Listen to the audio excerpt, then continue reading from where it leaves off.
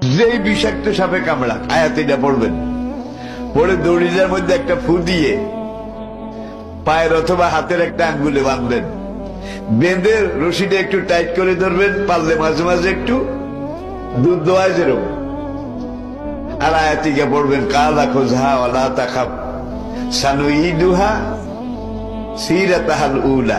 এই দোয়াটা যদি কেউ পড়ে, সে মারা গেলে ওই রাতে ফিতরাতের উপর মারা যাবে। ফিতরাতের প্রথম অর্থ কি বলছিলাম? সবাই বলতে হবে, কি বলছিলাম?